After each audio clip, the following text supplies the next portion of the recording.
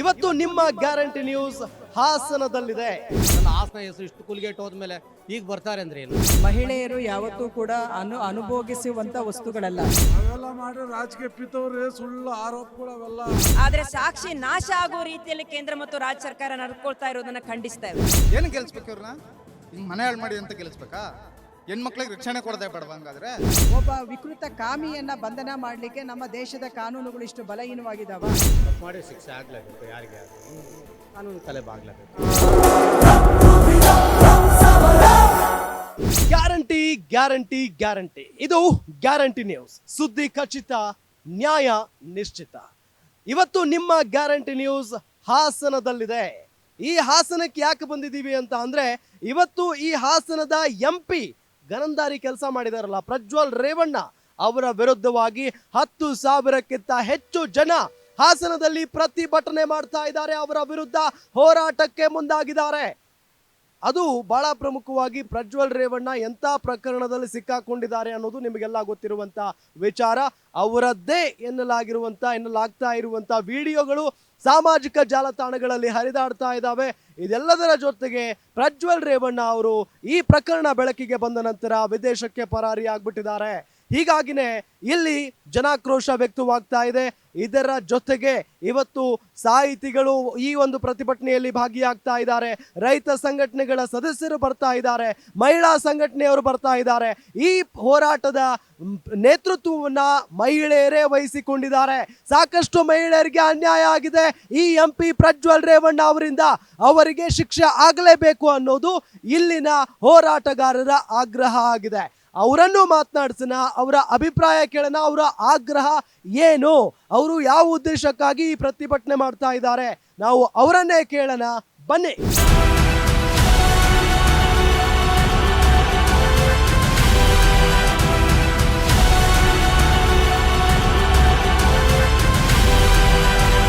ವೀಕ್ಷಕರೇ, ನಾನೀಗ ಹಾಸನದ ಬಸ್ ಸ್ಟ್ಯಾಂಡ್ ಪಕ್ಕದಲ್ಲಿರುವಂತ ಆಟೋ ಸ್ಟ್ಯಾಂಡ್ ನಲ್ಲಿದ್ದೇನೆ. ಇಲ್ಲಿನ ಆಟೋ ಚಾಲಕರನ್ನ ಮಾತನಾಡ್ಸೋಣ. ಪ್ರಜ್ವಲ್ ರೇವಣ್ಣ ಅವರ ಕುರಿತಂತೆ ಏನ್ ಮಾತನಾಡ್ತಾರೆ ಅಂತ ಹೇಳಿ. ಯಾಕೆ ಅಂತ ಹೇಳಿದ್ರೆ, ಪ್ರಜ್ವಲ್ ರೇವಣ್ಣ ಪ್ರಕರಣ ಎಷ್ಟರ ಮಟ್ಟಿಗೆ ಸದ್ದು ಮಾಡ್ತಾ ಇದೆ ನಿಮ್ಗೆಲ್ಲ ಗೊತ್ತಿರುವಂತ ವಿಚಾರ. ಹಾಗಾಗಿ ಇಲ್ಲಿನ ಜನ ಏನ್ ಹೇಳ್ತಾರೆ ಅನ್ನೋದು ಈಗಿರುವಂತ ಕುತೂಹಲ. ಸರ್ ನಮಸ್ಕಾರ, ಏನ್ ನಿಮ್ಮ ಹೆಸರು? ಸುಂದರೇಶ್ ಅಂತ. ಏನ್ ಹೇಳ್ತೀರಾ ಸರ್ ಹಾಸನದ MP ಪ್ರಜ್ವಲ್ ರೇವಣ್ಣ ಅವರ ಈ ಒಂದು ಪ್ರಕರಣದ ಬಗ್ಗೆ? ಏನು ಹೇಳಕ್ಕಾಗ ಸರ್, ಅವ್ರು ಮಾಡಿರೋದು ಅವಮಾನಕರ. ತಲೆ ಮರೆಸ್ಕೊಂಡವ್ರೆ. ಬಂದು ಅದೇನು ಕಾನೂನು ಏನು ಬದಲು ಶಿಕ್ಷೆ ಕೊಡ್ತದೆ ಅನುಭವಿಸ್ಬೇಕಷ್ಟೆ. ಅಲ್ಲ, ಈಗ ಅವ್ರು ಮಾಡಿಲ್ಲ ಅಂತ ಆಗಿದ್ರೆ ಬರ್ಬೇಕಾಗಿತ್ತಲ್ಲ ಅವರು. ಅದು ಅದ್ರ ಬಗ್ಗೆ ನಮಗೆ ಗೊತ್ತಾ ಗ್ಯಾರಂಟಿ? ಅದು ಅವರಿಗೆ ಗೊತ್ತು, ನಮಗೆ ಗೊತ್ತಿಲ್ಲ ಅದ್ರ ಬಗ್ಗೆ. ನೀವು ಅವ್ರಿಗೆ ಗೊತ್ತು. ನೀವೇನ್ ಹೇಳ್ತೀರಿ? ಜನ ಹೆಂಗ್ ಹೇಳ್ತಾರೆ, ನಾವೆಲ್ಲಾರು ಜನ 10 ಜನ ಹೆಂಗ್ ಒಪ್ತಾರೆ ಹಂಗೆ ಒಪ್ಕೋತೀವಿ ಅಷ್ಟೇ. ನಾವೇ ಅವ್ರ ಮೇಲೆ ದೊಡ್ಡ ಆರೋಪ ಬಂದಿದೆ. ಸೊ ನೀವು ಹಾಸನದ ಜನ, ಮತದಾರರ ಪ್ರಭುಗಳು, ಅವರಿಗೆ ಮತ ಹಾಕಿ ಗೆಲ್ಸಿದಿರಿ, MP ಮಾಡಿದಿರಿ. ಕೆಲಸ ಮಾಡೋದು ಬಿಟ್ಟು ಇನ್ನೇನೋ ಕೆಲಸ ಮಾಡಿದಾರಲ್ಲ, ಏನ್ ಹೇಳ್ತೀರಿ ಅವ್ರಿಗೆ? ಏನ್ ಮಾಡಕ್ಕಾಗತ್ತ ಸಾಧ್ಯ ಇಲ್ಲ, ನಮಗೆ ಹೇಳಕ್ಕಾಗತ್ತ? ಅವ್ರು ಸುಳ್ಳಾರಪ್ಪನ ನಿಜ ನನಗೆ ಗೊತ್ತಣ್ಣ. ಇಲ್ಲಿ ಇನ್ನೊಬ್ರು ಹೇಳ್ತಾ ಇದಾರೆ ಸುಳ್ಳು ಆರೋಪ ಅಂತ ಹೇಳಿ. ಏನ್ ಯಜಮಾನ್ರೆ? ಅವೆಲ್ಲ ಮಾಡಿ ರಾಜಕೀಯ ಪಿತವ್ರೆ ಸುಳ್ಳು ಆರೋಪಗಳು ಅವೆಲ್ಲ. ಬಹಿರಂಗ ನೋಡಿದ್ರೆ ಯಾರು ಸರಿಯಾದ ಮುಖ ತೋರಿಸಿದಾರ ಇಲ್ಲ? ಯಾವ್ದೋ ಚಿತ್ರ ಮಾಡಿ ಅದ ಕತ್ತೋಲೆ ಮಾಡ್ಯವ್ರೆ ಅವನ ಬಗ್ಗೆ ಈ ರಾಜಕೀಯವಾಗಿ ತುಳಿಬೇಕು ಅಂತ. ಸರಿ ಅಪ್ಪ, ನಿಮ್ ಪ್ರಕಾರ ಸುಳ್ಳು ಆರೋಪನೆ ಅನ್ನೋಣ. ಈಗ ಅದು ಸುಳ್ಳಾಗಿದ್ರೆ ಅವ್ರು ಬರ್ಬೋದಾಗಿತ್ತಲ್ಲ ಅವತ್ತೇ. ಏನಪ್ಪಾ ಇಂತ ಕೆಲಸ ಮಾಡ್ತಿದ್ರಿ, ನನ್ನ ಮರ್ಯಾದೆ ಏನೋ ಕೆಲ್ಸದ ಮೇಲೆ ಹೋಗಿದ್ದಾರೆ ಅವರು. ಬರ್ತಾರೆ ಇವತ್ತು, ಅವ್ರಿಗೆ ಗೊತ್ತಿರಲ್ಲ, ಬರ್ತಾರೆ ಇವತ್ತು. ಮತ್ತೆ ಈಗ ದೇವೇಗೌಡರೆಲ್ಲ ಸಿಟ್ಟಾಗಿದಾರ ಅನ್ನೋದು ಗೊತ್ತಾಗ್ತಿದೆ ಪ್ರಜ್ವಲ್ ರೇವಣ್ಣ ಅವ್ರ ಮೇಲೆ. ಈಗ ಕೊನೆ ಹಂತದಲ್ಲಿ ಅವ್ರಿಗೆ ಗೊತ್ತಾಗಿದೆ. ಅಲ್ಲಿ ಮುಟ್ಟ ಫೋನ್ ಸಿಗ್ತಿರಲ್ಲ ಅವ್ರಿಗೆ. ಈಗೆಲ್ಲ ಸಿಕ್ಕೈತಿ, ನಾವು TV ಮಾಧ್ಯಮದಲ್ಲಿ ನೋಡಿದ್ವಿ. ಅದೇ ಅವ್ರು ಹೇಳಿದ್ರು, ಹೋಗಿ ನೆಕ್ಸ್ಟ್ ಡೇನೆ ನೋಡಿದ್ರಂತೆ ಯೂಟ್ಯೂಬ್ ಅಲ್ಲೆಲ್ಲ ಈ ರೀತಿಯಾಗಿ ಆಗಿದೆ, ಅವ್ರ ವಿರುದ್ಧ ವಿಡಿಯೋಗಳು ಬಂದಿದಾವಂತ ಹೇಳಿ. ಅವತ್ತೇ ಬರ್ಬೋದಾಗಿತ್ತಲ್ಲ, ಯಾಕೆಂದ್ರೆ ಅವ್ರ ಮರ್ಯಾದೆ ಪ್ರಶ್ನೆ ಇದು. ಒಬ್ಬ MP ಅಲ್ವಾ ಅವರು? ಎಲೆಕ್ಷನ್ ಅಲ್ಲಿ ಸುತ್ತಾಡಿ ಸ್ಟೈನ್ ಆಯ್ತು, ಫಾರಿನ್ ಟೂರ್ ಹೋಗಿದ್ರೆ ಈ ಕೌಂಟಿಂಗ್ ಅಲ್ಲಿ ಬಂದು ನಾಳೆ ಬರ್ತಾರೆ 6-4ನೇ ತಾರೀಕು ಅಂತ ತಿಳ್ಕೊಂಡಿದ್ರಿ. ಇವತ್ತೇ ಬತ್ತಾವ್ರಲ್ಲ. ನೀವಂತೂ ಒಪ್ಕೊಳ್ಳಲ್ಲ ಅದ್ ನಿಜ ಅಂತ? ನಿಜ ಅಂತ ನಾವ್ ಯಾವ್ದೇ ಕಾರಣಕ್ಕೂ ಒಪ್ಕೊಳಲ್ಲ. ಇದು ರಾಜಕೀಯ ಷಡ್ಯಂತ್ರ ಆಯ್ತು. ನೋಡಿದ್ರಲ್ಲ, ಇದು ಒಳ್ಳೆ ಸಂಸದರು, ಜೊತೆಗೆ ಈ ವಿಡಿಯೋಗಳೆಲ್ಲ ಸುಳ್ಳು, ಪ್ರಜ್ವಲ್ ರೇವಣ್ಣ ಒಳ್ಳೆಯವರು ಅಂತ ಹೇಳಿ ಇಲ್ಲಿನ ಆಟೋ ಚಾಲಕರು ಹೇಳ್ತಾ ಇದ್ದಾರೆ. ನೋಡೋಣ ಇನ್ನು ಯಾರ್ಯಾರು ಏನೇನು ಹೇಳ್ತಾರೆ ಅಂತ ಹೇಳಿ ಕೇಳೋಣ. ಏನ್ ಹೇಳ್ತೀರಿ ಸರ್ ಈ ಪ್ರಜ್ವಲ್ ರೇವಣ್ಣ ಪ್ರಕರಣದ ಬಗ್ಗೆ? ದೊಡ್ಡ ದೊಡ್ಡ ವಿಚಾರ ಸರ್, ಬೇಡ ಆದ್ರೂ ನೀವು ಗೆಲ್ಸಿದಿರಾ ತಾನೇ ಅವ್ರನ್ನ? ನಾವೆಲ್ಲಿ ಗೆಲ್ಸಕ್ಕಾಗಿತ್ತು, ಇನ್ನು ರಿಸಲ್ಟ್ ಬಂದಾಗಲ್ವಾ ಮಾತದು. ಅಲ್ಲ, MP ಮಾಡಿದ್ರಲ್ಲ ಹೋದ್ ಸಾರಿ. ಹೋದ್ ಸರಿ ಮಾಡಿದೀವಿ. ಒಬ್ಬ MP ಆಗಿಂತ ಕೆಲಸ ಮಾಡೋದು ತಪ್ಪ? ನಮ್ ಲೆವೆಲ್ಗೆ ಅವೆಲ್ಲ ಮಾತಾಡಬಾರ್ದು. ಯಾಕೆ ಸರ್, ನಿಮ್ಮಿಂದ MP ಸರ್ ಇರ್ಬೋದು ಇರ್ಬೋದು, ಆದ್ರೆ ಈ ನಮ್ ಲೆಕ್ಕಕ್ಕೆ ಅವೆಲ್ಲ ಮಾತಾಡಬಾರ್ದು. ಬೇರೆ ತರ ಎಲ್ಲ ಆಯ್ತವೆ. ಆದ್ರೂ ಏನ್ ಸರ್ ಅಂದ್ರೆ ಹಾಸನದ MP, ಇಡೀ ಹಾಸನದ ಮರ್ಯಾದೆ ಹೋಯ್ತು, ಕರ್ನಾಟಕದ ಮರ್ಯಾದೆ ಹೋಯ್ತು. ನಾವು ಒಂದ್ ಕಡೆ ಇತ್ತು ಮಾತಾಡೋದಾದ್ರೆ ಅದ್ ಮಾಡಿರೋದು ತಪ್ಪು ಅನ್ಸುತ್ತೆ. ಅದು ತಪ್ಪು ಸರಿ, ಇನ್ನು ಕೋರ್ಟ್ ಅಲ್ಲಿ ಇದೆ, ಅದಿನ್ನೂ ಆಗ್ಬೇಕು, ಬರಬೇಕು, ಅವೆಲ್ಲ ಪ್ರೂವ್ ಆದಾಗಲ್ವಾ ಮಾತು. ಎಕ್ಸಾಕ್ಟ್ಲಿ. ಈಗ ಈ ವಿಡಿಯೋಗಳ ಬಗ್ಗೆ ಏನ್ ಹೇಳ್ತೀರಿ ನೀವು? ವಿಡಿಯೋಗಳ ಬಗ್ಗೆ ಅದು ಫೇಕಾ ಒರಿಜಿನಲ್ ಅಂತ ಅವೆಲ್ಲ ಇನ್ನೂ ಇದಾಗಬೇಕಲ್ಲ ಸರ್. ಆದ್ರೂ ರೇವಣ್ಣ ಅವ್ರನ್ನ ಅರೆಸ್ಟ್ ಮಾಡಿದ್ರು, ಈಗ ಭವಾನಿ ರೇವಣ್ಣ ಅವ್ರನ್ನ ಅರೆಸ್ಟ್ ಮಾಡ್ತಾರೆ ಅಂತ ಹೇಳ್ತಿದ್ದಾರೆ. ಆ ಮಟ್ಟದೇನೋ ನಾವು ಮಾತಾಡಕ್ ಹೋಗಲ್ಲ. ಹೆಂಗೆ ಸರ್ ಪ್ರಜ್ವಲ್ ನೀವು ನೋಡ್ದಂಗೆ?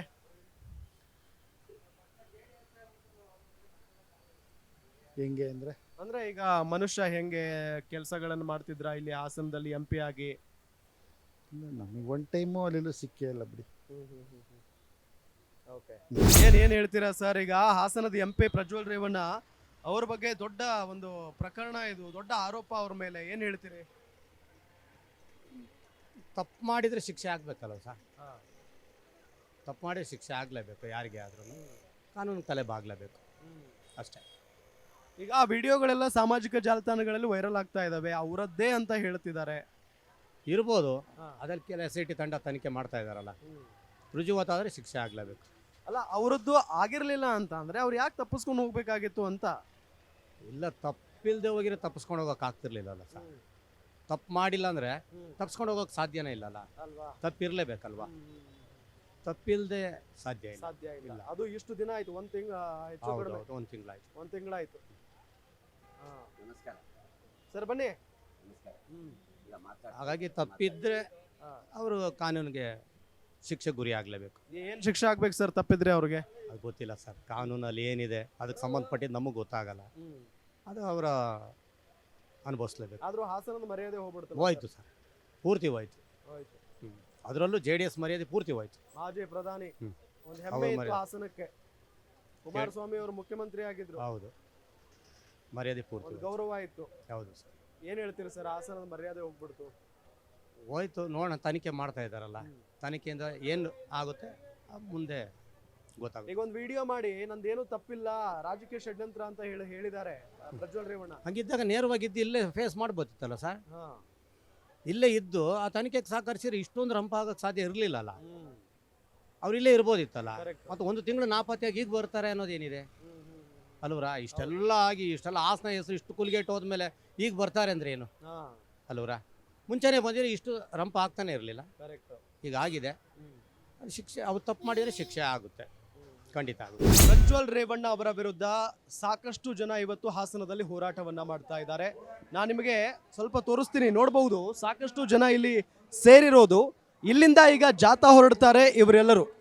ಜಾಥಾ ಹೊರಟು ಅಲ್ಲಿ DC ಏನು ಆಫೀಸ್ ಇದೆಯಲ್ಲ, ಅದರ ಮುಂಭಾಗ ಒಂದು ಸ್ಟೇಜ್ ಇದೆ, ಅಲ್ಲಿ ಒಂದು ದೊಡ್ಡ ಮಟ್ಟದಲ್ಲಿ ಹೋರಾಟವನ್ನ ನಡೆಸ್ತಾರೆ. ಪ್ರಜ್ವಲ್ ರೇವಣ್ಣ ಅವರಿಗೆ ಶಿಕ್ಷೆ ಆಗಬೇಕು ಅನ್ನೋ ಒಂದು ನಿಟ್ಟಿನಲ್ಲಿ ಇವರ ಆಗ್ರಹ ಆಗಿರೋದು. ಇಲ್ಲಿ ಸಾಕಷ್ಟು ಜನ ಇದ್ದಾರೆ, ಅವರನ್ನ ನಾನು ಮಾತನಾಡಿಸ್ತಾ ಹೋಗ್ತೀನಿ. Yes sir. ಸರ್ ನಮಸ್ಕಾರ, ನಿಮ್ಮ ಹೆಸರು? ನಮ್ಮ ಹೆಸರು ವಿಜಯ್ ಅಂತೇಳಿ, ವಿಜಯ್ ದೊರಾಜ್ ಅಂತೆ, ಕೊಪ್ಪಳದಿಂದ ಬಂದಿದ್ವಿ. ಇವತ್ತು ನೀವು ಪ್ರಜ್ವಲ್ ರೇವಣ್ಣ ಅವರ ವಿರುದ್ಧ ಹೋರಾಟವನ್ನ ನಡೆಸ್ತಾ ಇದ್ದೀರಿ, ಏನ್ ನಿಮ್ಮ ಆಗ್ರಹ ಏನು? ನಮ್ಮ ಆಗ್ರಹ ಇಲ್ಲ, ಅವ್ರನ್ನ ಬಂಧಿಸಬೇಕು, ಇದನ್ನ ಈ ಕೇಸ್ನ ಮುಚ್ಚಾಕುವಂಥ ಪ್ರಯತ್ನಗಳು ನಡ್ತಾ ಇದ್ದಾವೆ.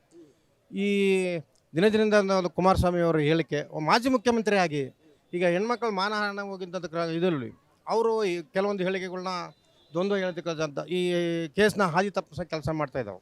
ಇದನ್ನು ಕೇಂದ್ರ ಸರ್ಕಾರ ಸಮೇತ ಅಷ್ಟು ಮುತುವರ್ಜಿವಹಿಸಿ ಅವ್ರನ್ನ ಇದು ಮಾಡಲಿಲ್ಲ. ಯಾಕಂತಂದರೆ ಅವರು ಹೊರಗಡೆ ದೇಶಕ್ಕೆ ಹೋಗೋಕೆ ಅವರೇ ಅವಕಾಶ ಮಾಡಿಕೊಟ್ಟಿದ್ದು. ಅದನ್ನು ಪ್ರಶ್ನೆ ಮಾಡಿದ್ರೂ ಸಮೇತ ಒಂದು ತಿಂಗಳಾಯಿತು. ಅವ್ರು ನಿನ್ನೆ ಮೊನ್ನೆ ಹೇಳಿಕೆ ಕೊಟ್ಟಿದ್ದಾರೆ, ನಾವು ವಾಪಸ್ ಬರ್ತಾಯಿದ್ದೀನಿ ಅಂತೇಳಿ. ಬರಲಿ, ಪರವಾಗಿಲ್ಲ. ಅವರು ಅವಾಗೇ ಮೊದಲೇ ಅವ್ರ ತಂದೆಯವ್ರ ಮೇಲೆ ಅಪಾರ ಗೌರವ ಇದೆ ಜನರಿಗೆ, ಅದನ್ನು ಅವ್ರು ಉಳಿಸ್ಕೋಬೇಕಾಗಿತ್ತು. ಉಳಿಸ್ಕೋಬೇಕಾಗಿದ್ದರೆ ನಮ್ಮ ಅವರು ಬಂದು SIT ಮುಂದೆ ಬಂದು ತಮ್ಮ ಇದನ್ನು ಒಪ್ಕೊಂಡಿದ್ರೆ ಅದು ಆಗೋದು. ನಾನು ಮಾಡಿಲ್ಲ ಅದಿಲ್ಲ ಅದನ್ನು ಅದು ಹೇಳೋದಲ್ಲ. ಇಲ್ಲಿ ಬಂದು ಮೊದಲು ಜನರ ಮುಂದೆ ಬರಬೇಕು. ಇಲ್ಲ ಆಸೆ ತಪ್ಪಿಸ್ಕೊಂಡು ಅದು ಅದೇ ಅದೇ ಅದೇ ಅದೇ ಸಹ ಅದೇ ಈಗ ಯಕ್ಷ ಪ್ರಶ್ನೆ ಆಗಿರೋದು. ಇಷ್ಟು ಜನ ಸೇರ್ಲಿಕ್ಕೆ ಕಾರಣ ಅದೇ ತಾನೇ. ಈಗ ಅವರು ಅದೇ ಕ್ರಮ ಆಗಿದೆ, ನಾವು ಯಾಕೆ ಇಷ್ಟು ಜನ ಸೇರ್ಬೇಕಾಗ್ತಿತ್ತು? ಈಗ ನಾವು ಇಲ್ಲಿ ಈಗ ಹಾಸನದಲ್ಲಿ ನಡ್ತಿರೋ ದಿನ ದಿನ ಒಂದು ಹೇಳಿಕೆಗಳು ಜನಗಳು ಹೇಳ್ತಾರೆ ನೋಡಿದ್ರೆ ಒಂಥರ ಇಲ್ಲಿ ಡಿಕ್ಟೇಟರ್ಶಿಪ್ ಅಂದರೆ ಒಂದು ರಾಜಪ್ರಭುತ್ವ ಥರ ನಡೀತಾ ಇದೆ. ಅದನ್ನು ವಿರೋಧಿಸೋಲಾಗೆ ನಾವೆಲ್ಲ ಸಂಘಟಿತವಾಗಿ ಬಂದಿದ್ದೀವಿ. ಈ ರಾಜ್ಯ ಸರ್ಕಾರಗಳು, ನಮ್ಮ ರಾಜ್ಯ ಸರ್ಕಾರನೂ ಇದರಲ್ಲಿ ವಿಫಲ ಆಗಿದೆ ಅಂತ ಹೇಳ್ಬೋದು. ಯಾಕಂತಂದರೆ ಅವರು ಹಿಂದೆನೇ ಇದನ್ನು ಕ್ರಮ ತೊಗೊಂಡಿದ್ರೆ ಆಗ್ತಿತ್ತು. ಅದು ಯಾಕಂತ ಅವರೇ ಮುಖ್ಯಮಂತ್ರಿಗಳು ಮತ್ತು ಇವರೇ ಇದು ಮಾಡಬೇಕು. ಇದು ದಾರಿಗೆ ತಪ್ಪಿಸೋಂಥ ಕೆಲಸ ಮಾಡ್ತಿದ್ದಾರೆ. ಯಾರೇ ಇರಲಿ ಆ ಆರೋಪಿಗಳನ್ನ ಬಂಧಿಸಬೇಕು. ಅವರೇ ಮಾಡಲಿ ಇವರೇ ಮಾಡಲಿ. ಅವರು ಸಿ ಡಿ ಬಿಡುಗಡೆ ಮಾಡಿದ್ದೂ ತಪ್ಪು. ಅದು ಸಿ ಡಿ ಪೆಂಡ್ರೈವ್ ಬಿಡುಗಡೆ ಮಾಡಿದ್ರಲ್ಲಿ ಅವ್ರ ಮುಖಗಳನ್ನ ಬ್ರೆಡ್ ಮಾಡಲ್ಲ. ಆಮೇಲೆ ಅವ್ರಿಗೆ ಸಂತ್ರಸ್ತರಿಗೆ ಈಗ ನಾವು ಸಹಕಾರ ಮಾಡ್ಬೇಕಂತೇಳಿ ನಾವು ಬಂದಿರೋದು. ಅವ್ರಿಗೂ ನಾವು ಸರ್ಕಾರಗಳು ಸೂಕ್ಷ್ಮ ಭದ್ರತೆ ಮತ್ತು ಎಲ್ಲ ಕೊಡಬೇಕು. ಯಾಕಂದರೆ ಇವು ಪ್ರಭಾವಿಗಳಿದ ಕಾರಣ ಇವರು ಅದರಲ್ಲಿ ಮೊದಲೇ ಬೇಲ್ ಕೊಟ್ಬಿಟ್ಟಿದ್ದಾರೆ. ಅವರು ಒಳಗಡೆ ಇದ್ದೇ ನಡ್ತಂಥ ಕೆಲಸನ ಈಗ ಹೊರಗಡೆ ಬಂದು ಇನ್ನೇನು ಮಾಡೋಕ್ಕೆ ಸಾಧ್ಯ ಇಲ್ಲ. ಈಗ ನೋಡಿ ಮೊನ್ನೆ ಯಡಿಯೂರಪ್ಪ ಅವರು ಇದ್ರ ಮೇಲೆ ಪೋಸ್ಟರ್ ಕೇಸ್ ಮೇಲೆ ಏನೋ ತಿರ್ಕೊಂಬಿಟ್ಲು. ಮತ್ತು ಮೊನ್ನೆ ಮಹಾರಾಷ್ಟ್ರದಲ್ಲಿ ಆದಂಥ 19ರಲ್ಲಿ ಆದಂಥ ರೇಪ್ ಕೇಸ್ನಲ್ಲಿ ಆ ಸಮೇತ ಅವ್ರ ಅಣ್ಣನಿಗೆ ಅವ್ರ ಬ್ರದರ್ ಮೇಲೆ ಸೋದರನ ಮೇಲೆ ಅಟ್ಯಾಕ್ ಆಗ್ತದೆ. ಅವನು ಜೀವ ಉಳಿಸ್ಬೇಕಾಗಿದ್ದ ಸರ್ಕಾರಗಳು ಅವನ ಹೋಗ್ತಾ ಆಂಬುಲೆನ್ಸಲ್ಲಿ ಬಿದ್ದೋಗ್ತಾಳೆ. ಆಂಬುಲೆನ್ಸ್ನಲ್ಲಿ ಬಿದ್ದೋಗ್ತಾಳೆ ಅಂದರೆ ಅರ್ಥ ಏನು? ಈಗ ಪ್ರಜ್ವಲ್ ರೇವಣ್ಣ ಅವರು ಒಂದು ವಿಡಿಯೋ ಮಾಡ್ತಾರೆ. ಆ ವಿಡಿಯೋದಲ್ಲಿ ಹೇಳ್ತಾರೆ ಇದು ರಾಜಕೀಯ ಷಡ್ಯಂತ್ರ, ನಮ್ಮನ್ನ ಮುಗಿಸ್ಬೇಕು ಅಂತಾನೆ ನಮ್ಮ ವಿರೋಧಿಗಳು ಮಾಡಿದ್ದಾರೆ ಅಂತ ಹೇಳಿ. ಸರಿ, ಅದು ಎತ್ತಪ್ಪ ಅಂದರೆ ನೀವು ಊರಾಗ ಯಾಕೆ ಊರು ಯಾಕೆ ಹಬ್ಬಿಟ್ಟೋದಿ? ಇಲ್ಲೇ ಇದು ಮಾಡ್ಬೋದಿತ್ತಲ್ಲ. ಈಗ ನಿಮ್ಮದೇ ಅಲ್ಲ ಇರೋದಿಲ್ಲಿ. ಈ ಜೆ ಡಿ ಎಸ್ ಅಲ್ಲ ಈ ನಿಮ್ಮ ಈ ಕ್ಷೇತ್ರದಲ್ಲಿ ಇರೋದು. ಎಷ್ಟಿದೆ ನೀವೆಲ್ಲ ಇಲ್ಲಿ? ನಿಮ್ಗೆ ಎಷ್ಟು ಜನ ಸಪೋರ್ಟ್ ಇದ್ರು ಇಲ್ಲಿ? ಈಗ ಯಾಕಪ್ಪ ಉಡೋದ್ಯಾ? ಇಲ್ಲೇ ನಿಂತ್ಕೊಂಡು ಮಾಡ್ಬೋಯ್ತಲ್ಲ ಕೆಲಸ. ತಿಂಗಳಗಟ್ಟಲೆ ಇದು ಮಾಡೋ ಅವಶ್ಯಕತೆ ಏನಿತ್ತು? ಸರ್, ಇಡೀ ಹಾಸನದ ಮರ್ಯಾದೆ ಹೋಯ್ತು, ಇಡೀ ರಾಜ್ಯದ ಮರ್ಯಾದೆ ಹೋಯ್ತು ಈ ಪ್ರಕರಣದಲ್ಲಿ. ಯಾಕೆ ಅಂತ ಹೇಳಿದ್ರೆ ಇದನ್ನ ಮಾಡಿದ್ದು ಒಬ್ಬ MP ಅಂತ ಹೇಳಿ ಆರೋಪ ಇದೆ. ಇಲ್ಲಿ ಹಾಸನಕ್ಕೆ ಒಂದು ಚರಿತ್ರೆ ಇದೆ, ನಮ್ಮ ಹಾಸನ ಜಿಲ್ಲೆಗೆ. ಏಕೆಂದರೆ ಕಲಾವಿದರ ಬೀಡು, ಶಿಲ್ಪಿಗಳ ನಾಡು ಮತ್ತು ಮಹತ್ತರವಾದ ಹೇಮಾವತಿ ನದಿ ನೀರರಿಯುತ್ತೆ. ಒಳ್ಳೆ ಅರೆ ಮಲೆನಾಡಿನ ಜನ, ತುಂಬ ವ್ಯವಸ್ಥಿತವಾದ ಗಂಭೀರವಾದ ಜನ ಅಂತ ಒಂದು ಇತಿಹಾಸ ಇತ್ತು. ಬಟ್ ಅದು ಏನು ಮಾಡಿದ್ರು, ಒಂದು ಅವರ ಸ್ವಾರ್ಥಕ್ಕಾಗಿ ಹಿಂದೆ ದೇವೇಗೌಡರು 10 ಜನ 20 ಜನ ಇದ್ದರು ಹೋರಾಟ ಮಾಡೋರು. ಹೋರಾಟ ಮಾಡಿ ಒಂದು ಪಾರ್ಟಿಯನ್ನು ಕಟ್ಕೊಂಡು ಬೆಳೆಸಿದ್ರು. ಅದಕ್ಕೆ ಒಂದು ಸಮುದಾಯ ಮತ್ತು ಬೇರೆ ಜನಾಂಗಗೂ ಕೂಡ ಸಪೋರ್ಟ್ ಮಾಡ್ತು. ಆದರೆ ಇಂಥ ಮೊಮ್ಮಗ ಅವರ ರಕ್ತದಲ್ಲೇ ಬಂದಿದೆ ಅಂದರೆ ಇದೊಂದು ದೊಡ್ಡ ಪ್ರಮಾದ. ಇದು ಕ್ಷಮಿಸದೇ ಇರತಕ್ಕಂಥದ್ದು ಮತ್ತೆ ಆಗಿ ಹೋಗಿದೆ. ಮುಂದಿನ ಪೀಳಿಗೆ ಯಾರೂ ಕೂಡ ಇಂಥ ಒಂದು ಕೆಟ್ಟ ಕೆಲಸವನ್ನು ಮಾಡಬಾರ್ದು, ಕಣ್ಣಿಂದಲೂ ನೋಡಬಾರ್ದು. ಏಕೆಂದರೆ ಇವ್ರಿಗೇನು ಯೋಗ್ಯತೆ ಇಲ್ಲ, ಪ್ರಜ್ವಲ್ಗೇನು MP ಆಗೋ ಯೋಗ್ಯತೆ ಇರಲಿಲ್ಲ. ತಾತನಿಂದ ಟಿಕೆಟನ್ನು ಕಸಿದ್ಕೊಂಡು ಅವರು ಮೊಮ್ಮಗನಿಗೆ ಪಾಪ ಆಶೀರ್ವಾದ ಮಾಡಿದರು. ಏನೋ ನನ್ನ ಕಣ್ಣು ಮುಂದೆ ಬೆಳ್ಕಳ್ಳಿ ನನ್ನ ಮೊಮ್ಮಗ ಅಂತ.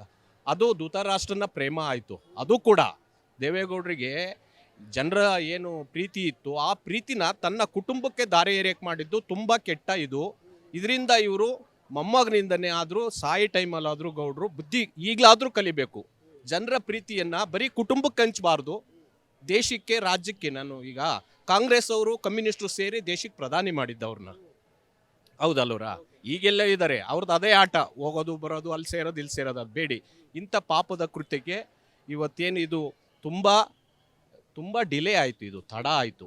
ಇವ್ರಿಗೇನಾದರೂ ಒಂದು ರಾಜಕಾರಣ ಕುಟುಂಬದಲ್ಲಿ ಹುಟ್ಟಿ ಹಾಸನ ಜಿಲ್ಲೆಗೆ ಒಂದು ಚರಿತ್ರೆ ಇದೆ ಅನ್ನೋದನ್ನು ಇವರು ಅರಿವಿಗೆ ತಗೊಂಡಿದ್ರೆ ಸರೆಂಡರ್ ಆಗಬೇಕು. ಏನಂತೆ ಪಾಪದ ಕೆಲಸ ಮಾಡಿದ ಮೇಲೆ ಅದಕ್ಕೂ ಒಂದು ಕಾನೂನಿದೆ, ಏನೋ ಒಂದು ಆಗೋದು. ಈಗ ಕೆಲವರು ಹೇಳ್ತಿದ್ದಾರೆ ಆ ವಿಡಿಯೋದಲ್ಲಿ ಅವ್ರ ಮುಖಾನೇ ಇಲ್ಲ, ಅವರೇ ಅಂತ ಹೆಂಗೆ ಹೇಳ್ತೀರಿ ನೀವು ಅಂತ ಹೇಳಿ ಪ್ರಶ್ನೆ ಮಾಡ್ತಿದ್ದಾರೆ. ಆಮೇಲೆ ಮೀಡಿಯಾ ಮಾಧ್ಯಮ ಹಿಂದೆ ಬರವಣಿಗೆ ಮಾಧ್ಯಮ ಇತ್ತು, ಇವತ್ತು ದೃಶ್ಯ ಮಾಧ್ಯಮ. ಯಾವುದನ್ನು ಕೂಡ ಪತ್ರಿಕೆ ಮತ್ತು ದೃಶ್ಯ ಮಾಧ್ಯಮ ಅವರಿಗೆ ಮೊದಲು ನಾನು ಥ್ಯಾಂಕ್ಸ್ ಹೇಳಬೇಕು. ಯಾಕೆಂದರೆ 4ನೇ ಅಂಗ ಪತ್ರಿಕಾ ದೃಶ್ಯ ಮಾಧ್ಯಮ ಕಡಿಮೆ ಅಲ್ಲ, ಯಾರು ಮಾಡೋಕ್ಕಾಗೋದನ್ನು ಕೂಡ ಇವತ್ತು ದೃಶ್ಯ ಮಾಧ್ಯಮ ಮಾಡ್ತಾ ಇದೆ. ಹಾಗಾದರೆ ಇವರು ದೇಶ ಆಳಿರೋರು, ರಾಜ್ಯ ಆಳಿರೋರು, ಕುಮಾರಸ್ವಾಮಿ ಅವರು ಮಾತಾಡ್ತಾರಲ್ಲ 2 ಸರಿ CM, ಹಂಗಾರೆ ಪತ್ರಿಕೆ ಮೇಲೆ, ದೃಶ್ಯ ಮಾಧ್ಯಮದ ಮೇಲೆ, ಬರವಣಿಗೆ ಮಾಧ್ಯಮದ ಮೇಲೆ ಇವ್ರಿಗೆ ನಂಬಿಕೆ ಇಲ್ವಾ? ಯಾಕೆ ಈಗ ಎಲೆಕ್ಷನ್ ಮುಗೀತು, ಮನೇಲಿ ಕೂತ್ಕೊಂಡು ಪತ್ರಿಕಾಗೋಷ್ಠಿ ಕರೆದು ದೇಶಕ್ಕೆಲ್ಲ ಏನು ನಾನು ಭಾಳ ಒಳ್ಳೆ ತುಂಬ ದೊಡ್ಡ ಕುಟುಂಬ, ಒಳ್ಳೆ ಇದು ಏನೋ ಆಗ್ಬಿಟ್ಟಿದೆ, ಅದಾಗಿದೆ ಇದಾಗಿದೆ ಅವ್ರ ಮೇಲೆ ವರ್ಷಕ್ಕೆ ಇದೆಲ್ಲ ಮಾಡ್ತಾರಲ್ಲ. ದೃಶ್ಯ ಮಾಧ್ಯಮ ಮತ್ತು ಪತ್ರಿಕಾ ಮಾಧ್ಯಮದ ಮೇಲೆ ನಂಬಿಕೆ ಇಲ್ವಾ ಇವ್ರಿಗೆ?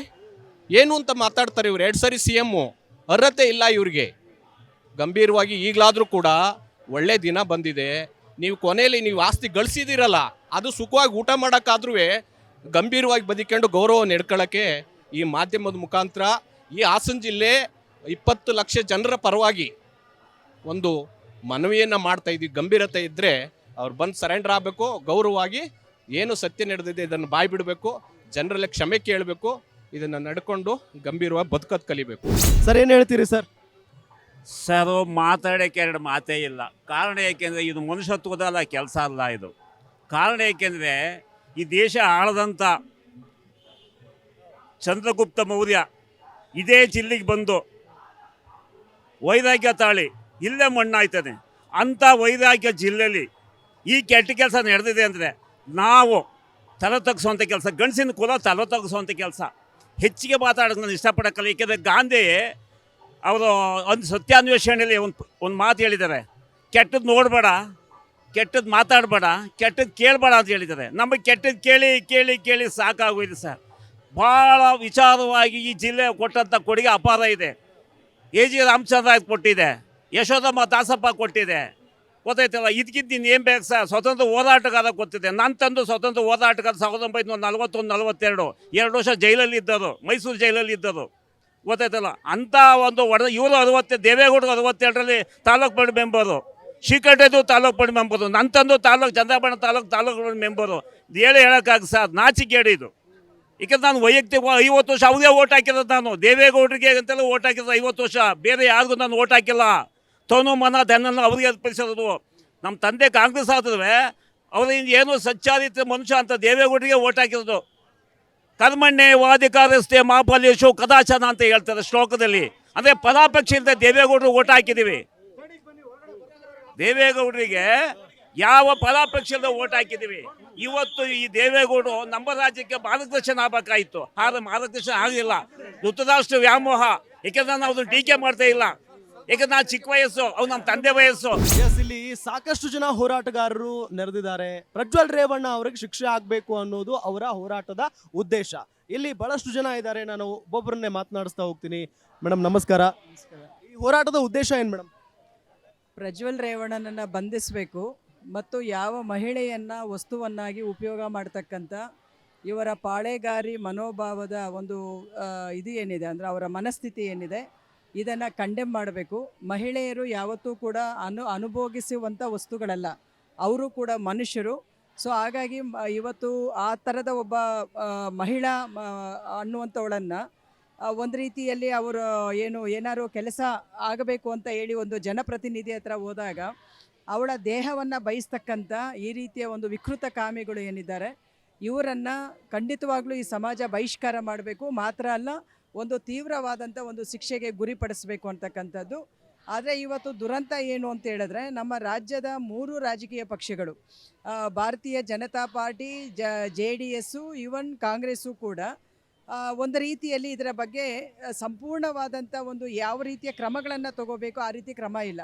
ನೀವು ನೋಡಿ, ಆರ್ಡಿನರಿ ಯಾರೋ ಒಬ್ಬ ಗಂಡ ಹೆಂಡತಿಗೆ ಅರೆಸ್ಟ್ಮೆಂಟ್ ಮಾಡೋದಾದರೆ ಇಮಿಡಿಯೇಟ್ ಪೊಲೀಸ್ ಬಂದು ಅರೆಸ್ಟ್ ಮಾಡ್ಕೊಂಡು ಹೊರಟೋಗುತ್ತೆ. ಆದರೆ ಈ ಕೇಸಲ್ಲಿ ಆ ಥರ ಸುಮೋಟೋ ಕೇಸುಗಳೂ ಕೂಡ ದಾಖಲಾಗಲಿಲ್ಲ. ಮತ್ತು SIT ರಚನೆ ಆಗಿನೂ ಕೂಡ ಇಷ್ಟು 1 ತಿಂಗಳಾದರೂ ಕೂಡ ಅವನನ್ನು ಬಂಧನ ಮಾಡೋಕ್ಕಾಗಲಿಲ್ಲ. ಸೊ ಅವರು ಹೇಳ್ತಾ ಇರ್ತಕ್ಕಂಥದ್ದು ಟೆಕ್ನಿಕಲ್ ಪಾಯಿಂಟ್ಸನ್ನು ಹೇಳ್ತಾರೆ. ಇವತ್ತು ಈ ರಾಜ್ಯದಲ್ಲಿ, ಈ ದೇಶದಲ್ಲಿ ಟೆಕ್ನಿಕಲ್ ಪಾಯಿಂಟ್ಸ್ ಇಲ್ಲದೆ ಎಷ್ಟು ಜನರನ್ನು ಬಂಧನ ಮಾಡಿಲ್ಲ. ಬೇಕಾದಷ್ಟು ಆ ಥರದ ಒಂದು ಘಟನೆಗಳಾಗಿದ್ದಾವೆ. ಇಲ್ಲಿ ಸಾವಿರಾರು ಮಹಿಳೆಯರಿಗೆ ಕಿರುಕುಳ ಕೊಟ್ಟಿರ್ತಕ್ಕಂಥ ಒಬ್ಬ ವಿಕೃತ ಕಾಮಿಯನ್ನು ಬಂಧನ ಮಾಡಲಿಕ್ಕೆ ನಮ್ಮ ದೇಶದ ಕಾನೂನುಗಳು ಇಷ್ಟು ಬಲಹೀನವಾಗಿದ್ದಾವ? ಸೊ ಇದನ್ನು ನಾವಿವತ್ತು ಪ್ರಶ್ನೆ ಮಾಡ್ತಾ ಇದ್ದೀವಿ. ಹಾಗಾಗಿ ಅವನನ್ನು ಕೂಡಲೇ ಬಂಧಿಸಬೇಕು ಅಂತ ಹೇಳಿ ನಾವು ಒತ್ತಾಯ ಮಾಡ್ತಾ ಇದ್ದೀವಿ. ಮತ್ತು ನಾವು ಇಡೀ CITU, ಇಡೀ ಕರ್ನಾಟಕದ ಒಳಗಡೆ ಎಲ್ಲ ವಿಭಾಗದ ಜನರು ಕೂಡ ಇವತ್ತು ಇಲ್ಲಿಗೆ ಬಂದಿದ್ದಾರೆ. ಈ ಹೋರಾಟ ಇಲ್ಲಿಗೆ ನಿಲ್ಲಲ್ಲ. ಬಹುಶಃ ಇವರುಗಳ ಒಂದು ಪ್ಲಾನ್ ನಮಗೆ ಅನಿಸೋದು ಜೂನ್ 4ನೇ ತಾರೀಕುವರೆಗೂ ಇದನ್ನು ತಳ್ಕೊಂಡು ಹೋಗುವಂಥ ರೀತಿಯ ಒಂದು ತಂತ್ರಗಾರಿಕೆಯನ್ನು ಮಾಡ್ತಾ ಇದ್ದಾರೆ. ಮತ್ತು ಈಗ ಆಲ್ರೆಡಿ JDS, ಕುಮಾರಸ್ವಾಮಿ ನಾವು ಭಾಳ ಮಹಿಳೆಯರ ಪರ ಇದ್ದೀವಿ ಅಂತ ಹೇಳ್ತಕ್ಕಂಥವರು CBI ಎನ್ಕ್ವೈರಿ ಮಾಡಲಿ ಅಂತ ಹೇಳಿ ಅವರ ಒಂದು ಏನು ಬಾಲಂಗೋಚಿಗಳು ಇವತ್ತು ಇನ್ನೊಂದು ಕಡೆಯಲ್ಲಿ ಪ್ರತಿಭಟನೆ ಮಾಡಿದ್ದಾರೆ. ನಮಗೆ ಗೊತ್ತಿದೆಯಲ್ಲ CBIಗೆ ಯಾಕೆ ಒತ್ತಾಯ ಮಾಡ್ತಾರೆ, ಇದನ್ನು ಮುಚ್ಚಾಕ್ಕೊಳ್ಳೋಕ್ಕೆ. ಸೊ ಹಾಗಾಗಿ ಈ ಥರದ್ದು ಆಗಬಾರದು. ಯಾಕಂದರೆ ಈ ಮೂರೂ ಪಕ್ಷಗಳಿಗೆ ಕರ್ನಾಟಕದ ಮಹಿಳೆಯರು ದೊಡ್ಡ ಪ್ರಮಾಣದಲ್ಲಿ ನಾವು ವೋಟರ್ಸ್ ಇದ್ದೀವಿ, ಮತ್ತು ನಾವು ಕೂಡ ಈ ರಾಜ್ಯದ ಮಹಿಳೆಯರಿದ್ದೀವಿ, ಈ ದೇಶದ ತೆರಿಗೆದಾರರಿದ್ದೀವಿ. ಹಾಗಾಗಿ ಮಹಿಳೆಯರ ಮೇಲೆ ಈ ಥರದ್ದೊಂದು ಆದಾಗ ಎಲ್ಲ ರಾಜಕೀಯ ಪಕ್ಷಗಳು ರಾಜಕಾರಣವನ್ನು ಮರೆತು ಈ ಒಂದು ವಿಚಾರದಲ್ಲಿ ಅವರು ಧ್ವನಿಗೂಡಿಸಬೇಕು. ಸೊ ಹಾಗಾಗಿ ಧ್ವನಿಗೂಡಿಸಬೇಕು ಅಂತಕ್ಕಂಥದ್ದು ಒಂದು ಒತ್ತಾಯ. ಎರಡನೇದು, ಇವರನ್ನು ಕೂಡಲೇ ಅರೆಸ್ಟ್ ಮಾಡಬೇಕನ್ನುವಂಥದ್ದು, ಮತ್ತು ಇವರ ಕುಟುಂಬ ಏನಿದನ್ನು ಪೋಷಣೆ ಮಾಡ್ತಾ ಇದೆ. ಇವತ್ತು ಒಂದು ಸುದ್ದಿ ಬರ್ತಾ ಇದೆ, ದೇವೇಗೌಡರವರ ಆಪ್ತ ವಲಯದಲ್ಲೇ ಇವರನ್ನು ರಕ್ಷಣೆ ಮಾಡಿದ್ದಾರೆ, ಬೇರೆ ದೇಶದಲ್ಲಿ ಇವರು ಇರಲಿಕ್ಕೆ ಬೇಕಾದಂಥ ವ್ಯವಸ್ಥೆಯನ್ನು ಮಾಡಿದ್ದಾರೆ ಅಂತ. ಅರೆ ಮಾನ್ಯ ದೇವೇಗೌಡರು ಎಲ್ಲ ಥರದ ನಾವು ಅವರ ಬಗ್ಗೆ ಗೌರವವನ್ನು ಇಟ್ಕೊಂಡು ಮಾತಾಡ್ತಾ ಇದ್ದೀವಿ. ಆ ದೇವೇಗೌಡರು ಇವತ್ತು ನೂರಾರು ಕುಟುಂಬಗಳು ಇವತ್ತು ಬೀದಿಗೆ ಬಂದಿದ್ದಾವೆ, ನೂರಾರು ಜನ ಮಹಿಳೆಯರು ಸಂಕಷ್ಟ ಅನುಭವಿಸ್ತಾ ಇದ್ದಾರೆ.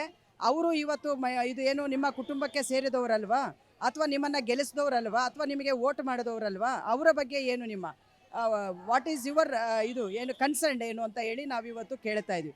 ಸೊ ಹಾಗಾಗಿ ಈ ಒಂದು ವಿಚಾರವನ್ನು ಒಂದು ರೀತಿಯ ಇದು ಸಮಾಜಕ್ಕೆ ಹಿಡಿದಿರ್ತಕ್ಕಂಥ ಒಂದು ತುಕ್ಕು, ಈ ತುಕ್ಕನ್ನು ನಾವು ಹೋಗಲಾಡಿಸ್ಲಿಕ್ಕೆ ಈ ಒಂದು ಹೋರಾಟವನ್ನು ನಡೆಸ್ತಾ ಇದ್ದೇವೆ. ಓಕೆ, ಈಗ ಪ್ರಜ್ವಲ್ ರೇವಣ್ಣ ಒಂದು ವಿಡಿಯೋ ಬಿಡುಗಡೆ ಮಾಡ್ತಾರೆ, ಮಾಡಿ ನಮ್ದೇನೂ ತಪ್ಪಿಲ್ಲ, ಇದು ರಾಜಕೀಯ ಷಡ್ಯಂತ್ರ ಅಂತ ಹೇಳ್ತಾರೆ. ಜೊತೆಗೆ ಈ ಆರೋಪದಿಂದ ನಾನು ಡಿಪ್ರೆಷನ್ಗೆ ಹೋಗಿದ್ದೆ, ಹಾಗಾಗಿ ವಾಪಸ್ ಭಾರತಕ್ಕೆ ಬರಲಾಗ್ಲಿಲ್ಲ ಅನ್ನೋದು ಅವ್ರ ಮಾತು. ಈಗ ಅವರು ಮತ್ತೆ ನಮ್ಮನ್ನು ದುಷ್ಟಶಕ್ತಿಗಳು ಅಂತಲೂ ಕೂಡ ಕರೆದಿದ್ದಾರೆ. ಇದನ್ನು ಯಾರು ಪ್ರಶ್ನೆ ಮಾಡ್ತಾರೋ, ಈ ದೇಶದಲ್ಲಿ ಯಾವತ್ತು ಯಾರೆಲ್ಲ ಪ್ರಶ್ನೆ ಮಾಡಿದಾರೋ ಅವರೆಲ್ಲ ದುಷ್ಟಕೂಟಗಳೇ. ಹಂಗಾಗಿ ನಾವು ಪ್ರಶ್ನೆ ಮಾಡೋರಾಗಿ ದುಷ್ಟಕೂಟ ಅಂತ ಅವ್ರು ಅನ್ನೋದಾದರೆ ನಮಗೇನು ತೊಂದರೆ ಇಲ್ಲ. ಇವತ್ತು ಯಾರು ನಾನು ಅತ್ಯಾಚಾರ ಮಾಡಿ ವಿಡಿಯೋ ಮಾಡಿ ನಾನು ಈ ಥರದ್ದೊಂದು ಅಪರಾಧ ಮಾಡಿದ್ದೀನಿ ಅಂತೇಳಿ ಯಾರಾದರೂ ಒಪ್ಕೊಳ್ಳೋದಕ್ಕೆ ಸಾಧ್ಯ ಇದೆಯಾ? ಹಾಗಾಗಿ ಸಹಜವಾಗಿ ಅವ್ರು ಏನು ಹೇಳಬೇಕು ಅದನ್ನು ಹೇಳಿದ್ದಾರೆ, ಇಟ್ಸ್ ಎ ನ್ಯಾಚುರಲ್. ಹಾಗಾಗಿ ಅವರು ಹೇಳಿರೋದನ್ನು ಮತ್ತು ಅವ್ರು SITಗೆ ನಾನು ಬರ್ತೀನಿ ಅಂತ ಯಾಕೆ ಹೇಳಿದ್ದು? ಆಯಿತು, ಅವರ ನಿರಪರಾಧಿ ಅನ್ನೋದಾದರೆ ಕೋರ್ಟಿಂದ ಯಾಕೆ ಅವರು ಇದನ್ನು ತೊಗೊಳ್ಬೇಕಾಗಿತ್ತು? ಅಂದರೆ ನನ್ನ ವೈಯಕ್ತಿಕವಾದಂಥ ಖಾಸಗಿ ಬದುಕಿಗೆ ಸಂಬಂಧಪಟ್ಟ ಯಾವ ವಿಚಾರಗಳು ಮೀಡಿಯಾದಲ್ಲಿ ಬರಬಾರ್ದು ಅಂತೇಳಿ ಕೋರ್ಟಲ್ಲಿ ಹೋಗಿ ಯಾಕೆ ಅವರು ಒಂದು ಆದೇಶವನ್ನು ತೊಗೊಂಡು ಸ್ಟೇಯನ್ನು ಯಾಕೆ ತೊಗೋಬೇಕಾಗಿತ್ತು? ಸೊ ಮತ್ತು ಇವತ್ತು ಅವ್ರ ತಾಯಿನೂ ಕೂಡ ಸ್ಟೇ ತಗೊಂಡಿದ್ದಾರೆ, ಅವ್ರ ಅಪ್ಪನೂ ಕೂಡ ಸ್ಟೇ ತಗೊಳ್ತಾ ಇದ್ದಾರೆ. ಏನಿದ್ರ ಅರ್ಥ? ಸೊ ನಿಮಗೇನು ಆಗಿಲ್ಲ ಅಂತೇಳಿದರೆ ನೀವು ಎದುರಿಸಿ ಹೋಗಿ SIT ಹತ್ರ ಕೂತ್ಕೊಳ್ಳಿ, ಮತ್ತು ದೇಶ ಬಿಟ್ಟು ಯಾಕೆ ಓಡೋದ್ರಿ? ಈಗ ನೀವೇನು ಆಗಿಲ್ಲ ಅಂದರೆ ಬನ್ನಿ, ನೀವು ದೇಶ ಬಿಟ್ಟು ಯಾಕೆ ಹೋಗಿದ್ದು? ಫಸ್ಟ್ ಆಫ್ ಆಲ್ ಯಾಕೆ ಹೋಗಿದ್ದು? ಭಾರತದಲ್ಲಿ ಎಲ್ಲೂ ರೆಸ್ಟ್ ಮಾಡೋಕ್ಕೆ ಜಾಗ ಇಲ್ವಾ? ಹಾಸನದಂಥ ಒಂದು ಸಕಲೇಶ್ಪುರದಂಥ ಒಂದು ನೈಸರ್ಗಿಕವಾದಂಥ ತಾಣ ಬೇರೆ ಎಲ್ಲಿದೆ ನಿಮಗೆ? ಸೊ ಯಾಕೆ ಹೋದ್ರಿ ಅಂದರೆ ನೀವು ಅಪರಾಧಿ ಅಂತೇಳಿ ನಿಮಗೆ ಗೊತ್ತಿದೆ, ಇದು ಹೊರಗಡೆ ಬಂದಿದೆ ಮತ್ತು ಶಿಕ್ಷೆ ಆಗುತ್ತೆ ಅನ್ನೋದು ಗೊತ್ತಿದೆ, ಅದಕ್ಕೆ ನೀವು ಹೋಗಿದ್ದೀರಿ. ಸೊ ಅದೇನೇ ನೋಡಿಸುತ್ತೆ, ನಾವೇನು ಅದಕ್ಕೇನು ವಿವರಣೆಯನ್ನು ಕೊಡಬೇಕಾಗಿಲ್ಲ. ಹಾಗಾಗಿ ಯಾರೂ ತಪ್ಪು ಮಾಡಿದವರು ನಾನು ತಪ್ಪು ಮಾಡಿದ್ದೀನಿ ಅಂತ ಹೇಳ್ಕೊಳ್ಳುವಂಥ ಮನಸ್ಥಿತಿ ಅವರಿಗಿಲ್ಲ. ಮತ್ತು ಇಷ್ಟೆಲ್ಲ ಆಗಿದ್ರೂ ಕೂಡ ಅವರು ಅದನ್ನು ಅಡ್ಮಿಟ್ ಮಾಡ್ಕೊಳ್ಳೋಕ್ಕೆ ಇವತ್ತು ಅವರು ರೆಡಿ ಇಲ್ಲ ಅಂತ ಹೇಳಿದ್ರೆ ಅದು ಒಂದು ರೀತಿಯ ಅವರ ಮಸಲ್ ಪವರ್, ಮನಿ ಪವರ್ ಮತ್ತು ಅವರ ಎಲೆಕ್ಟೆಡ್ ಪವರ್, ಈ ಮೂರು ಪವರ್ಗಳು ಕೂಡ ಅಲ್ಲಿ ವರ್ಕ್ ಮಾಡ್ತಾ ಇದೆ ಅಂತ ಅರ್ಥ. ಈ ಹೋರಾಟದ ಉದ್ದೇಶ ಅವ್ರಿಗೆ ಶಿಕ್ಷೆ ಆಗಬೇಕು ಅನ್ನೋದು, ಜೊತೆಗೆ ಹಾಸನದ ಮಾನ ಮರ್ಯಾದೆ ಜೊತೆಗೆ ರಾಜ್ಯದ ಮರ್ಯಾದೆಯೂ ಕೂಡ ಹೋಗಿದೆ ಈ ಪ್ರಕರಣದಲ್ಲಿ. ಆದರೆ ಅವರು ಒಪ್ಕೊಳ್ಳೋದಕ್ಕೆ ತಯಾರಿಲ್ಲ, ಇದು ನಂದೇ ವಿಡಿಯೋ, ನಾನು ತಪ್ಪು ಮಾಡಿದ್ದೀನಿ ಅಂತ ಹೇಳಿ. ಮೊದಲನೇದಾಗಿ ಹಾಸನದ ಶಾಂತ ಸೌಜನ್ಯ ಒಂದು ಸ್ವಭಾವಕ್ಕೆ, ಹಾಸನದ ಶಾಂತಿಗೆ ಒಂದು ರೀತಿಯಲ್ಲಿ ಅಷ್ಟೇ ಅಲ್ಲ, ಬಹಳ ದೊಡ್ಡ ರೀತಿಯಲ್ಲಿ ಕಳಂಕ ತಂದಂಥ ಪರಾರಿ ಪ್ರಜ್ವಲ್ ರೇವಣ್ಣನನ್ನು ಕೂಡಲೇ ಬಂಧಿಸಬೇಕು. ಅವನು ಬಂದ ಮೇಲೆ ಕೋಳ ಹಾಕೋದಲ್ಲ. ಪ್ರಪಂಚದಲ್ಲಿ ಇವತ್ತು ವಿದ್ಯುನ್ಮಾನ ಯಂತ್ರಗಳು ಭಾಳ ಮುಂದಿದ್ದಾವೆ, ಆದರೆ ಸರ್ಕಾರ, ಕೇಂದ್ರ ಮತ್ತು ರಾಜ್ಯ ಸರ್ಕಾರದ ಕಳ್ಳಾಟ, ಮಳ್ಳಾಟ, ಸುಳ್ಳಾಟಗಳಿಂದಾಗಿ ಇವತ್ತು ಪ್ರಜ್ವಲ್ ರೇವಣ್ಣನನ್ನು ಬಂಧಿಸಲಿಲ್ಲ. ಇದನ್ನು ಖಂಡಿಸ್ತೀವಿ. ಮತ್ತು ಆತನಿಂದ ಸಂಕಷ್ಟಕ್ಕೆ ಒಳಗಾದಂಥ, ತಮ್ಮ ವೈಯಕ್ತಿಕ ಘನತೆಯನ್ನು ಕಳೆದುಕೊಳ್ಳಬೇಕಾದಂಥ ಸಂದರ್ಭ ಒದಗಿ ಬಂದಂಥ ಹೆಣ್ಮಕ್ಕಳಿಗೆ ಸಂಪೂರ್ಣ ರಕ್ಷಣೆ ನೀಡಬೇಕು, ಅವರ ಮಾನವ ಹಕ್ಕುಗಳ ಉಲ್ಲಂಘನೆ ಆಗದೇ ಇದ್ದಂತೆ ತಡಿಬೇಕು ಅಂತ ಹೇಳೋದನ್ನು ನಾವು ಇವತ್ತು ಆಗ್ರಹ ಮಾಡ್ತಾ ಇದ್ದೇವೆ. ಮೇಲಾಗಿ ಯಾವುದೇ ರೀತಿಯಲ್ಲಿ ಸಾಕ್ಷಿ ನಾಶ ಆಗಬಾರ್ದಾಗಿತ್ತು, ಆದರೆ ಸಾಕ್ಷಿ ನಾಶ ಆಗೋ ರೀತಿಯಲ್ಲಿ ಕೇಂದ್ರ ಮತ್ತು ರಾಜ್ಯ ಸರ್ಕಾರ ನಡ್ಕೊಳ್ತಾ ಇರೋದನ್ನು ಖಂಡಿಸ್ತೇವೆ. ಇನ್ನೊಂದು, ಘನತೆಯ ಬದುಕು ಎಲ್ಲ ಮಹಿಳೆಯರದ್ದು, ಪುರುಷರದ್ದು ಕೂಡ. ಸಂಸ್ಕೃತಿಯನ್ನು ಹೆಣ್ಮಕ್ಳು ಕುತ್ತಿಗೆ ಕಟ್ಟಬೇಡಿ. ಸಂಸ್ಕೃತಿ ಅಂತೇಳೋದು ಬೆವರಿನ ಸಂಸ್ಕೃತಿ. ಅದು ಹೆಣ್ಣು ಗಂಡು ಲಿಂಗ ಭೇದ ಇಲ್ಲದೆ ಇದ್ದಂಥ ರೀತಿಯಲ್ಲಿ ಸಂಸ್ಕೃತಿಯನ್ನು ನಾವು ಬೆಳೆಸ್ಕೊಂಡು ಬರಬೇಕಾಗುತ್ತೆ. ಆದರೆ ಈ ಪ್ರಕರಣದಲ್ಲಿ ದುಡ್ಡಿನ ಮೂಲಕ, ದೌಲತ್ತಿನ ಮೂಲಕ ಇವತ್ತು ಕೆಲವ್ರನ್ನ ಮಾತ್ರ ಬಚಾವ್ ಮಾಡುವಂಥ ಕ್ರಿಯೆ ನಡೀತಾ ಇದೆಯಲ್ಲ, ಇದನ್ನು ನಾವು ಎಲ್ಲ ಜನಪರ ಸಂಘಟನೆಗಳ ಒಕ್ಕೂಟದ ಪರವಾಗಿ ಖಂಡಿಸ್ತೇವೆ. ನೋಡಿ, ಈ ಪ್ರಕರಣದಲ್ಲಿ ಭಾಗಿಯಾದಂಥವರು ಮತ್ತು ಅವರ ಸಂಬಂಧಿಕರು ಮತ್ತು ಅವರ ಪಕ್ಷದ ಸುತ್ತಮುತ್ತ ಮಾತಾಡಬೇಕು ಅಂತಂದರೆ, ಭಾಳ ಮುಖ್ಯವಾಗಿ ಆತ ಸಂಸದ ಪ್ರಜ್ವಲ್ ರೇವಣ್ಣ, ಅಪ್ಪ ಶಾಸಕ, ಅಮ್ಮ ಮಾಜಿ ಶಾಸಕಿ, ಚಿಕ್ಕಪ್ಪ ಮಾಜಿ ಮುಖ್ಯಮಂತ್ರಿ ಹಾಲಿ ಅಧಿಕಾರಸ್ಥರು, ಚಿಕ್ಕಮ್ಮ ಮಾಜಿ ಶಾಸಕಿ, ಮಿಗಿಲಾಗಿ ಅಜ್ಜ ಭಾರತ ದೇಶದ ಮಾಜಿ ಪ್ರಧಾನಿಗಳು. ಇಷ್ಟೆಲ್ಲ ಹುದ್ದೆಗಳು, ಇದನ್ನು ಸೇರಿಸಿದರೆ ಸರ್ಕಾರದ ಒಂದು ಸಕಲ ಸರ್ಕಾರಿ ಗೌರವಗಳು ಅವ್ರಿಗಿದ್ದಾವೆ. ಸಕಲ ಸರ್ಕಾರಿ ಗೌರವದ ಒಂದು ಆ ಎಲ್ಲ ದೌಲತ್ತಿನ ಅಡಿಯಲ್ಲಿ ಸರ್ಕಾರದ ಮತ್ತು ಜನತೆಯ ಮಾನ ಮರ್ಯಾದೆನ ಹರಣ ಮಾಡ್ತಕ್ಕಂಥ ರೀತಿಯಲ್ಲಿ ಪ್ರಜ್ವಲ್ ರೇವಣ್ಣ ಪ್ರಕರಣ ಇದೆ. ಆತನನ್ನು ಆಚೆ ಕಳಿಸಿ ಈ ಕಡೆ ಹೆಣ್ಮಕ್ಳನ್ನ ಬಾಯಿ ಮುಚ್ಚುವಂಥ ಕೆಲಸ ನಡೀತಾ ಇದೆ. ಇವತ್ತು ಹಾಸನ ಅಂತ ಅಂದುಕೊಳ್ಳೇನೆ ಎಲ್ಲ ಹೆಣ್ಮಕ್ಳನ್ನ ಸಂಶಯದಿಂದ ನೋಡುವಂಥ ಪ್ರವೃತ್ತಿ ಕಳೆದ ಏಪ್ರಿಲ್ 24ನೇ ತಾರೀಕಿನಿಂದನೂ ಕೂಡ ಬಯಲಾಗ್ತಾ ಇದೆ. ಹಾಗಾಗಿ ಎಲ್ಲ ಹೆಣ್ಮಕ್ಕಳನ್ನ ಸಂಶಯದಿಂದ ನೋಡುವಂಥ ಪ್ರವೃತ್ತಿಗೆ ಕಾರಣರಾದಂಥ ಈ ಪರಾರಿ ಪ್ರಜ್ವಲ್ನನ್ನ ಎಲ್ಲಿದ್ರೂ ಬಂಧಿಸಬೇಕು. ಮಾತ್ರ ಅಲ್ಲ, ಸರ್ಕಾರ ಅತ್ಯಂತ ಕಠಿಣವಾದಂಥ ಶಿಕ್ಷೆಗೆ ಗುರಿಪಡಿಸಬೇಕು ಅಂತ ಹೇಳುವಂಥದ್ದು ಒಂದು. ಕೇಂದ್ರ ಸರ್ಕಾರದ ಪಾಲಿಲ್ವಾ? ಕೇಂದ್ರ ಸರ್ಕಾರದ ಪಾಲಿದೆ. ಕೇಂದ್ರ ಸರ್ಕಾರದ ಪಾಲನ್ನು ಅವ್ರು ಯಾಕೆ ತಪ್ಪಿಸ್ಕೊಳ್ತಾರೆ? ಕೇಂದ್ರ ಸರ್ಕಾರದ ಒಪಿನಿಯನ್ ಇಲ್ದೇನೆ ಪರಾರಿ ಆಗ್ಲಿಕ್ಕೆ ಆಗೋದಿಲ್ಲ. ಇವರು ಈ ಕಡೆ ಬೇಟಿ ಬಚಾವೋ ಬೇಟಿ ಪಡಾವೋ ಅಂತಾರೆ, ಆದರೆ ಬೇಟಿಯನ್ನ ಇವತ್ತು ಸಂಪೂರ್ಣ ಸಂಕಷ್ಟಕ್ಕೆ ದೂಡಿ ಬೇಟಾನನ್ನ ಬಚಾವ್ ಮಾಡಿದ ಕೇಂದ್ರ ಸರ್ಕಾರ. ಅಂತ ಕೇಂದ್ರ ಸರ್ಕಾರದ ಧೋರಣೆಗಳು ಕೂಡ ಅವರ ಕಳ್ಳಾಟ ಮಳ್ಳಾಟಕ್ಕೆ ಸಾಕ್ಷಿಯಾಗಿದೆ. ಸ್ವತಃ ಪ್ರಧಾನಿಗಳೇ ಬಂದು ಅವನ ಪರವಾಗಿ ಚುನಾವಣಾ ಪ್ರಚಾರ ಮಾಡಿ ಹೋಗಿದ್ದಾರೆ ಅಂತಂದ್ರೆ ಇದಕ್ಕೆ ಏನು ಹೇಳಬೇಕು ನಾವು? ಸರ್, ಅವರು ಮೇಡಮ್ ಹೇಳ್ತಾರೆ ಸಾಲ್ಗಾಮಿಲಿ ಆಕ್ಸಿಡೆಂಟ್ ಆದಾಗ ಹೇಳ್ತಾರೆ, ನಮ್ದು ಭವನ ರೇವಣ್ಣವರು ಸರ್, ನಮ್ದು ಕಾರ್ ಆಕ್ಸಿಡೆಂಟ್ ಆಗಿದೆ, ನನ್ನ ಕೋಟಿ ಕಾರ್ ಹೋಯ್ತು, ನನ್ನ ಮಗನ ಸುಟ್ಟಾಕಿ ಅಂತ ಹೇಳ್ತಾರಲ್ಲ. ಮತ್ತು ರೈತರಿಗೆ ಹೆಂಗೆ ಸರ್ ರಕ್ಷಣೆ? ಹೆಂಗೆ ಹೇಳಿ ಸರ್, ಹೆಂಗೆ ಸರ್? What is that? ಇವರು ಒಬ್ಬರು MP ಆಗ್ತಾರೆ, MP ಹೋಗ್ಬಿಟ್ಟು ಅಲ್ಲೆಲ್ಲ ಒಳಸ್ಪುರದಲ್ಲಿ ಅವ್ರ ಮನೆಗೆ ಹೋದಾಗ ಏನೇನೋ ಕೃತ್ಯಗಳು ಮಾಡ್ತಾರೆ ಸರ್. ಇದು ಹೆಂಗೆ ಸರ್ ಇದು? ಹಂಗಾದ್ರೆ ಈಗ ನಮ್ಮ ಮನೆ ಹೆಣ್ಮಕ್ಳುಗಳಿಗೆ ಯಾವುದು ರಕ್ಷಣೆನೇ ಇಲ್ವಾ? ಅಲ್ಲ ಸರ್. ಸರ್, ಯಾವುದೇ ಒಂದು ಸರ್ಕಾರ ಆಟೋ ಡ್ರೈವರ್ಗೆ ಏನು ಹೆಲ್ಪ್ ಮಾಡಿದ್ರೆ ಸರ್? ಏನು ಮಾಡೋರು ಹೇಳಿ? ಆಟೋ ಡ್ರೈವರ್ಗೆ ಏನು ಹೆಲ್ಪ್ ಮಾಡೋರೆ? ಗಾರೆ ಕೆಲಸವ್ರಿಗೆ ಏನು ಹೆಲ್ಪ್ ಮಾಡೋರೆ? ಹೇಳ್ತಾರೆ ಸರ್, ಮಾತಾಡ್ತಾರೆ 5 ಲಕ್ಷ ಅಡ್ವಾನ್ಸ್ ಕೊಡ್ತೀವಿ, 5 ಲಕ್ಷ ಹಾಕ್ತೀವಿ ನಿಮ್ಮ ಅಕೌಂಟಿಗೆ ಅಂತ ಹೇಳ್ತೀವಿ. ಯಾರು ಸರ್ ಕೊಟ್ಟಿರೋರು? ಯಾರು ಸರ್ ಕೊಟ್ಟವ್ರೆ ಸರ್? ದಿಸ್ ಇಸ್ ಲೂಸ್ಫುಲ್ ಅಂತ ಹೇಳ್ತಾರೆ ಸರ್. ನೋಡಿ, ನಾನೊಬ್ಬ ಗಾರೆ ಕೆಲಸದನು ಸರ್, ಬೇಕಾದ್ರೆ ನಾನೊಬ್ಬ ಗಾರೆ ಕೆಲಸದನು. ಬಿಕಾಸ್ ಆಫ್ ಏನು ಗೊತ್ತಾ ಸರ್, ಈಗ ನನ್ನ ಮಕ್ಕಳು ಮಾಡೋದು ಇವರು ಒಳ್ಳೇದಲ್ಲ ಸರ್, ಇವರು ಒಳ್ಳೇದಲ್ಲ. ಬಟ್ ಏನೋ ಕುಮಾರಸ್ವಾಮಿ ಅವ್ರ ಮಗ ಅವ್ರು ನಿಖಿಲಣ್ಣ ಬಿಡಿ, ಅವರು ಬೆಂಗಳೂರಲ್ಲಿದ್ದವರು, ಅವ್ರು ಹೆಂಗೋ ಒಂದು ಹೀರೋ. ಬಟ್ ಈ ಪ್ರಜ್ವಲ್ ಅಣ್ಣಂಗೆ ನಾವು ವೋಟ್ ಮಾಡಿ ಏನು ಕಣ ಗೆಲ್ಲಿಸ್ಬೇಕು? ಏನು ಗೆಲ್ಲಿಸ್ಬೇಕು ಇವ್ರನ್ನ? ಹಿಂಗೆ ಮನೆ ಹಾಳು ಮಾಡಿ ಅಂತ ಗೆಲ್ಲಿಸ್ಬೇಕಾ? ಹೆಣ್ಮಕ್ಳಿಗೆ ರಕ್ಷಣೆ ಕೊಡದೆ ಬೇಡವ? ಹಂಗಾದ್ರೆ ಏನಣ್ಣ? ಇವತ್ತು ನಾವು ನಮ್ಮನೆ ಹೆಣ್ಮಕ್ಳುಗಳಿಗೆ ಕೊಡಿದ್ರೆ ಪೊಲೀಸ್ ಸ್ಟೇಷನ್ಗೆ ಹೋಗ್ತಾರೆ, ನಾವ್ಯಾರ ಮನೆಗೆ ಹೋಗ್ಬೇಕಣ್ಣ ಹೇಳಿ ಸರ್? ನೀವು ಮೀಡಿಯಾದವರು ದಯಮಾಡಿ ಹೇಳ್ತಿದ್ದೀವಿ, ಅವನ್ನ ಈ ಖಂಡಿತವಾಗ್ಲೇ ಬಂಧಿಸ್ಬೇಕು ಸರ್, ಪ್ಲೀಸ್. ಗ್ಯಾರಂಟಿ ನ್ಯೂಸ್, ಸುದ್ದಿ ಖಚಿತ, ನ್ಯಾಯ ನಿಶ್ಚಿತ.